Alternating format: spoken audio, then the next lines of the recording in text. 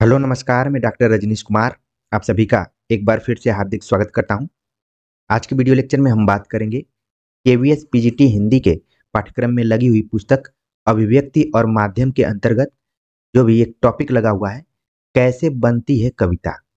इस पर हम बात करेंगे और देखेंगे कि कविता का निर्माण किस तरीके से होता है, एनसीईआरटी की बुक में क्या लिखा गया है और परीक्षा के दृष्टिकोण से जो भी उपयोगी तथ्य होंगे उन पर भी हम बात करेंगे।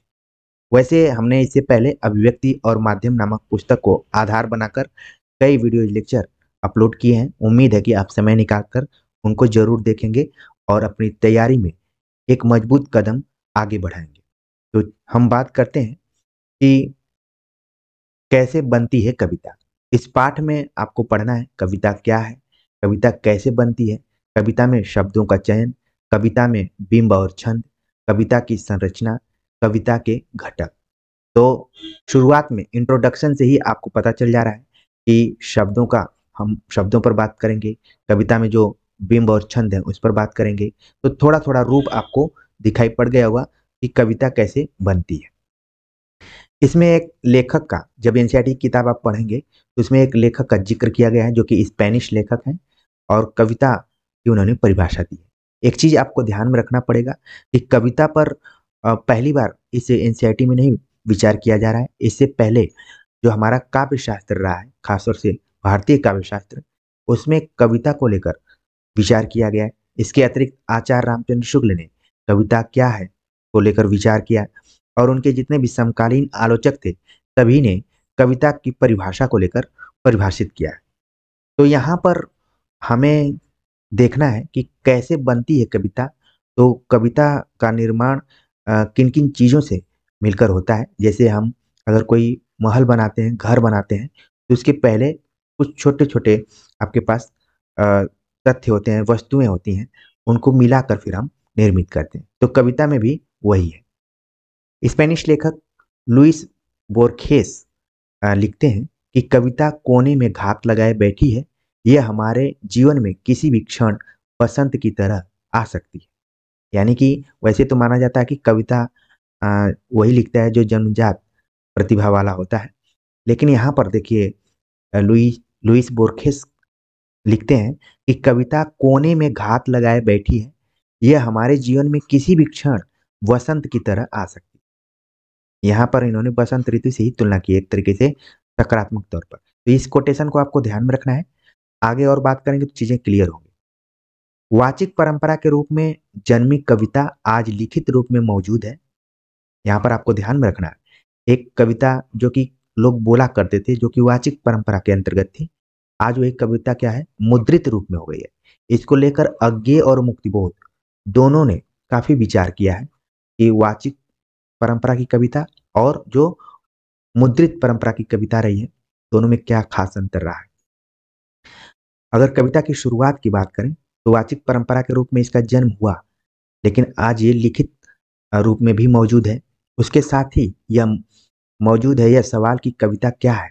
यद्यपि कविता की इस पहेली को बूझना जटिल प्रक्रिया है, सारी जटिलता के बावजूद कविता हमारी संवेदना के निकट होती है। इस तथ्य को आपको ध्यान में रखना है। कविता हमारी संवेदना के निकट होती है, वह हमारे मन को छू लेती है, कभी कभी झकझोर देती है। कविता के मूल में संवेदना है, राग तत्व है। यह संवेदना संपूर्ण सृष्टि से जुड़ने और उसे अपना बना लेने का बोध है। ये पंक्ति बहुत ही इंपॉर्टेंट है, क्योंकि जब से ये पाठ्यक्रम बदला हुआ है केबीएस का, तो उसमें अब सीधे सीधे नहीं सवाल पूछे जा रहे हैं, बल्कि पहले सवाल रहते हैं, फिर चार ऑप्शन रहेंगे, फिर उन चारों ऑप्शंस के बाद पूछा जाएगा कि इसमें से कौन कौन सही है, कौन कौन गलत है। जैसे आपने एनटीए नेट के पेपर को देखा होगा, कुछ कुछ वैसा ही इस बार का पेपर होने वाला है। वैसे भी ऑनलाइन एग्जाम को आप देखते हैं तो थोड़ा सा उसका जो पैटर्न होता है वो टफ होता है ऑफलाइन के मुकाबले। तो आपको ध्यान में रखना कि कविता के मूल में संवेदना, राग तत्व, इनका जिक्र किया गया है। ठीक है, और संपूर्ण सृष्टि से जुड़ने और उसे अपना बना लेने का बोध इस कविता के मूल में होता है। आगे बात करें तो यह वही संवेदना है जिसने रत्नाकर डाकू को वाल्मीकि बना दिया और वे कह उठे, माँ निषाद प्रतिष्ठाम त्वम गम शाश्वती समा यत क्रौंच मिथुनादेकम वधि काम मोहितम। तो यहाँ पर बताया जा रहा है कि कविता में ये पावर होता है, उसकी संवेदना में ये पावर होता है कि वो डाकू को भी एक महान कवि के रूप में प्रस्तुत कर देता है, जो कि लोगों के दिल में बस जाते हैं। जैसा कि राम वाल्मीकि के बारे में बताया गया कि वो पहले डाकू थे, फिर बाद में उन्होंने कविता के माध्यम से रामायण लिखा और वो वाल्मीकि बन गए। और उनकी पंक्ति को यहाँ पर उठा लिया गया है कि माँ निषाद प्रतिष्ठाम त्वम गम शाश्वती समा। कई बार ये भी पंक्ति पूछ ली जाती है कि किसके द्वारा लिखी गई है। तो यहाँ कई बार वाल्मीकि और कालिदास में कंफ्यूजन सा क्रिएट हो सकता है। ठीक है, तो ये किसकी है? वाल्मीकि की। और इसी से कुछ मिलता जुलता सुमित्रा नंदन पंत ने भी लिखा कि वियोगी होगा पहला कवि, आह से उपजा होगा गान, उमड़ कर आंखों में चुपचाप वही होगी कविता अनजान। तो सुमित्रानंद की जो ये पंक्तियां हैं सुमित्रानंदन पंत की, ये कई बार परीक्षाओं में पूछी जा चुकी हैं। वियोगी होगा पहला कवि। आगे बात करें तो कविता की अनजान दुनिया का सबसे पहला उपकरण है शब्द। आप भी अपने नोटबुक पर इसको नोट करते जाएंगे कि कविता की अनजानी दुनिया का सबसे पहला उपकरण जो है वो है शब्द। इसको हम ध्यान में रखते हैं। शब्दों से मेल जोल कविता की पहली शर्त है। इस संबंध में अंग्रेजी कवि W.H. ऑर्डेन ने भी कहा है कि प्ले विथ द वर्ड, यानी आरंभ में शब्दों से खेलना सीखें। W.H. ऑर्डेन ने कहीं कहा है कि प्ले विथ द वर्ड्स, मतलब शब्दों से खेलना सीखें। शब्दों का खेल क्या है? कविता है। एक तरीके से देखा जाए तो शब्दों का इधर उधर सार्थक रूप में जब प्रयोग किया जाता है तो कहीं न कहीं कविता का रूप धारण कर लेता है। तो पहला आपको ध्यान में रखना है कि शब्द है। इसके बाद हम बात करेंगे बिंब और छंद पर, तो इसको भी आप ध्यान में रखिए। बिंब और छंद आंतरिक लय कविता को इंद्रियों से पकड़ने में सहायक होते हैं। हमारे पास दुनिया को जानने का एकमात्र सुलभ साधन इंद्रियां ही हैं। वह संवेदनाएं मन के स्तर पर बिंब के रूप में बदल जाती हैं।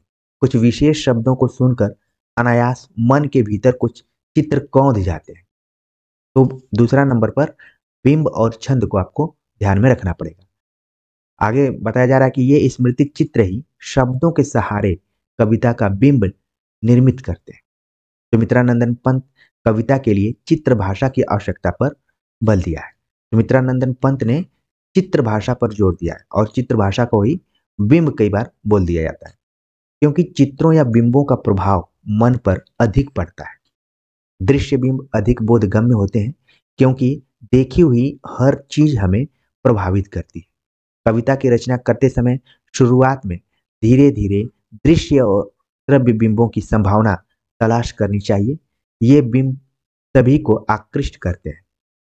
इसीलिए किसी विचारक ने कहा था कि कविता ऐसी चीज है जिसे 5 ज्ञानेंद्रियों स्पर्श, स्वाद, दृश्य, घ्राण और श्रवण, 5 ज्ञानेंद्रियों रूपी 5 उंगलियों से पकड़ा जाता है। जिस कवि में जितनी बड़ी ऐन्द्रिक पकड़ होती है वह उतना ही प्रभावशाली कविता रचने में समर्थ होता है।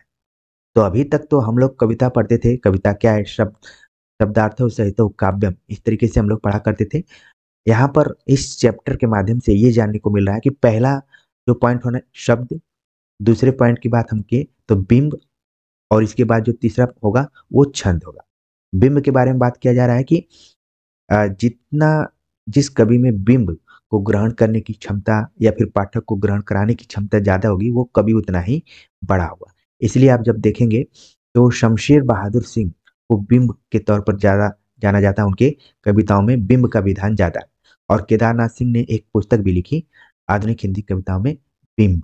ठीक है, तो यहाँ पर आप देख लीजिए कि बिंब को ही चित्र भाषा भी कहा जाता है, जो कि सुमित्रानंदन पंत ने इसका जिक्र किया था। और बिंब जो होती हैं हमारे जो संवेदनाएं हैं, खासतौर से वह संवेदनाएं मन के स्तर पर बहुत प्रभावी करती हैं। तो ये बिंब के जो यहाँ पर 5 ज्ञानेंद्रियों की भी चर्चा की गई है, उन ज्ञानेंद्रियों को आप ध्यान में रखिए कि कौन कौन से हैं। ठीक है, हो सकता है घुमा फिरा कर पूछ लिया जाए तो आपको दिक्कत नहीं होनी चाहिए। अगला जो पॉइंट बताया जा रहा है तीसरा, छंद। छंद कविता का अनिवार्य तत्व है। अगर मान लीजिए ये परीक्षा में पूछ लिया जाए कि कविता का अनिवार्य तत्व क्या है, तो छंद है। मुक्त मुक्त छंद की कविता लिखने के लिए भी अर्थ लय का निर्वाह जरूरी है। कई बार आप देखेंगे पारंपरिक जो कविताएं लिखी जाती हैं उसमें छंद का प्रयोग किया जाता है, लेकिन छायावाद से ये छंद मुक्त, खासतौर से आप देखेंगे कि घनानंद से ही मुक्त छंद की बात की जाने लगी। ठीक है, आगे चलकर ये और जोर पकड़ लिया। लेकिन यहाँ बताया जा रहा है कि छंद आंतरिक लय कविता का अनिवार्य तत्व है। मुक्त छंद की कविता लिखने के लिए भी अर्थ की लय का निर्वाह जरूरी है। कवि भाषा को संगीत की पहचान होनी चाहिए। कविता में बिंबों का विशिष्ट महत्व है। प्राकृतिक दृश्यों को सजीव एवं चेतन बिंब के रूप में प्रस्तुत करने की शैली को मानवीकरण कहते हैं। और आपको एक मानवीकरण अलंकार भी पता होगा, यानी कि जब प्राकृतिक दृश्यों को सजीव एवं चेतन बिंब के रूप में प्रस्तुत किया जाता है तो वो मानवीकरण कहलाता है। जैसे बीती विभावरी जागरी, अंबर पनघट में डुबो रही, तारा घट ऊषा नागरी। तो यहाँ पर आपके मन पर एक बिंब प्रस्तुत हुआ होगा कि ऐसे लग रहा है कि कोई महिला है जो कि पानी भरने के लिए जा रही है। ठीक है, बीती विभावरी जागरी, अंबर पनघट में डुबो रही, तारा घट उषा नागरी। ये पंक्ति भी आप समझ गए होंगे कि किसकी है। ठीक है, जयशंकर प्रसाद। आगे बात करते हैं कविता के कुछ प्रमुख घटकों के ऊपर। कविता भाषा में होती है, इसीलिए भाषा का सम्यक ज्ञान जरूरी है। पहला पॉइंट, भाषा शब्दों से बनती है। शब्दों का एक विन्यास होता है जिसे वाक्य कहा जाता है। ठीक है, भाषा प्रचलित एवं सहज हो, पर संरचना ऐसी कि पाठक को नहीं लगे। कविता में संकेतों का बड़ा महत्व होता है। तो एक एक पॉइंट जो कि आपको नोट करना है कि भाषा, शब्द, वाक्य, संरचना, नयापन, संकेत, इसीलिए चिन्ह बनाए गए हैं। यहाँ तक कि दो पंक्तियों के बीच का खाली स्थान भी कुछ कह रहा होता है। वाक्य गठन की जो विशिष्ट प्रणालियां होती हैं उन्हें शैली कहा जाता है। वाक्य गठन की विशिष्ट प्रणालियों को शैली कहा जाता है। इसीलिए विभिन्न काव्य शैलियों का ज्ञान भी जरूरी है। छंद के अनुशासन की जानकारी से होकर गुजरना एक कवि के लिए जरूरी है, तभी आंतरिक लय का निर्वाह संभव है। कविता छंद और मुक्त छंद दोनों में होती है। मान लीजिए ऑप्शन में आ गया कि कविता केवल छंद में होती है या फिर मुक्त छंद में होती है, तो आपको ध्यान में रखना है कि दोनों में होती है। आप सभी इसको भी पहले से भी जानते होंगे, लेकिन क्योंकि ये टॉपिक लगा हुआ है तो थोड़ा सा आपको रिवीजन करना पड़ेगा, थोड़ा सा आपको रिवाइज करना पड़ेगा। छंदोबद्ध कविता के लिए छंद के बारे में बुनियादी जानकारी आवश्यक है। मुक्त छंद में लिखने के लिए भी इसका ज्ञान होना जरूरी है। कम से कम शब्दों में अपनी बात कह देना और कभी कभी तो शब्दों या दो वाक्यों के बीच कुछ अनकही छोड़ देना कवि की ताकत बन जाती है। कविता समय विशेष की उपज होती है, उसका स्वरूप समय के साथ साथ बदलता रहता है। अतः समय विशेष की प्रचलित प्रवृत्तियों की ठीक ठाक जानकारी भी कविता की दुनिया में प्रवेश के लिए आवश्यक है। तो जब आप हिंदी साहित्य का इतिहास पढ़ते होंगे तो आदिकाल से लेकर आप देखते हैं कि रीतिकाल तक का जो भी रहा है हिंदी साहित्य, वो कविताओं का रहा है। ठीक है, और उसमें आप देखेंगे कि बदलती हुई प्रवृत्तियों को कवियों ने जगह दिया हुआ। जैसे आदिकाल में वीरगाथा काल हो गया। ठीक है, वीरगाथा पर आधारित जितनी भी कविताएं लिखी गई। भक्ति काल में तो भक्ति पर कविताएं जितनी लिखी गई थी, ठीक है, उसमें भी कई शाखाएं अलग अलग, राम कृष्ण और निर्गुण सगुण। रीतिकाल में आपने देखा कि श्रृंगार पर कविताएं लिखी जाने लगी। ठीक है, तो वही बात यहाँ पर कही जा रही है कि कविता समय विशेष की उपज होती है। मोटे तौर पर यह बुनियादी जानकारी कविता की दुनिया में प्रवेश के लिए जरूरी है, जैसा कि मैंने बताया। पर 100 बात की एक बात की सारी तैयारी हो और कविता रचने के लिए चीजों को देखने की नवीन दृष्टि या नए को पहचानने और प्रस्तुत करने की कला न हो तो काव्य लेखन संभव नहीं है। ये बहुत ही इंपॉर्टेंट बात यहाँ पर बताई जा रही है कि सब कुछ हो, भाषा हो, शब्द हो, वाक्य हो, छंद हो, ठीक है, बिंब हो, सब कुछ हो, लेकिन अगर इसको देखने की नई दृष्टि न हो, पहचानने की नई दृष्टि न हो और प्रस्तुत करने की भी कला न हो तो काव्य लिखना संभव नहीं है।